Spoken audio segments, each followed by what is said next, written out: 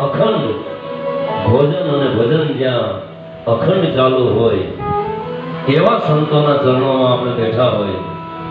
એને કોઈ કે છે કંચનનો વરસાદ હોય શું કહેવાય તો આવા રૂડા સંતોની સાનિધ્યની અંદર જે આપણે રામભાવ ભજનો કરવાનો અવસર મળ્યો છે તો ખરેખર મારા જીવનને ખૂબ ધન્યવાદ આપવા માંગુ છું કે આપના આશીર્વાદ અમારી ઉપર સંતોના આશીર્વાદ ખૂબ અવિરત વરસતા રહે બસ એ જ ઈશ્વર પાસે અને બાપા પાસે પ્રાર્થના કરીએ છીએ જે કાલી ખેલી ભાષાની અંદર બે ગુણગાન આપના ચરણોમાં અમે અર્પણ કરીએ એ અમારા માન્ય રાખી લેજો બીજું કે આની પહેલા પણ બાપા કાર્યક્રમની અંદર હું હતો મારે રાજુભાઈએ મને આમંત્રણ આપ્યું હતું પણ સમય અનુસાર કદાચ મોડું થઈ ગયું હતું એટલે ન મળ્યો ગાવાનો વારો પણ આ વખતે સ્પેશિયલ આપના ચરણોની અંદર મારી વાણી પવિત્ર કરવાનો મને જે અવસર મળ્યો છે ખૂબ ખૂબ ધન્યવાદ માનું છું એવા જ અમારા પરમ મિત્ર જેને મને અહીંયા લઈ આવ્યો છે એવા અમારે મહેતાજી એમનો પણ ખૂબ ખૂબ ધન્યવાદ માનું છું શુભ શરૂઆત કોઈ પણ કાર્યની અંદર શુભ શરૂઆત કરવી હોય તો 33 કોટી દેવતાના આગેવાન એવા ગણપતિ દાદાના ભજનથી કરવી જોઈએ એમ આપણી હિન્દુ સંસ્કૃતિ કહે છે તો આજે બાપાની હાજરી છે સંતોનું સાનિધ્ય છે તો શુભ શરૂઆત ગણપતિ દાદાના ભજનથી કરીએ પછી જે આપણે મોજ આવે એવા રૂડા ભજનો આપણે કરશું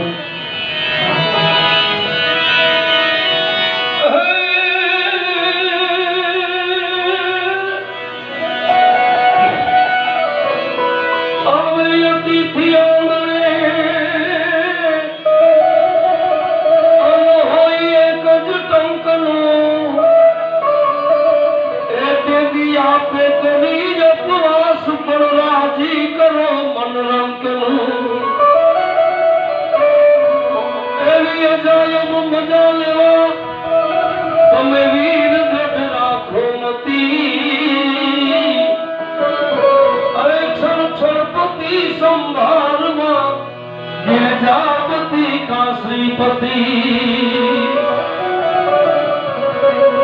अवबोध भीतर भाव थी हरदम समरवार हरी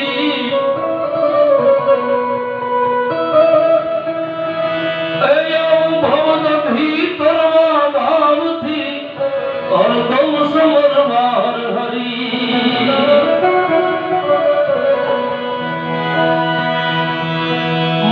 प्रथम पेलो पूजा तुम्हारी मंगल मूर्ति वाला गजानन मंगल मूर्ति वाला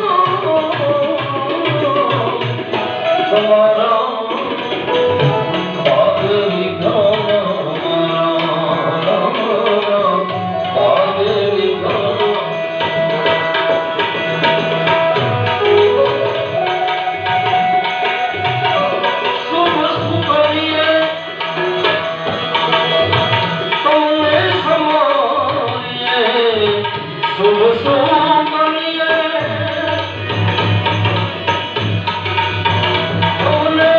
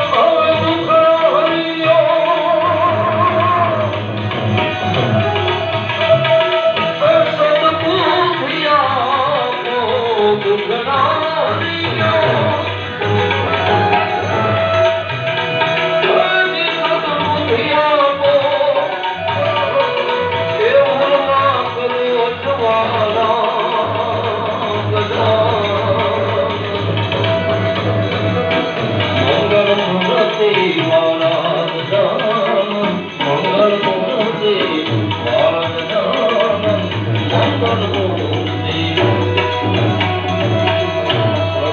પહેલા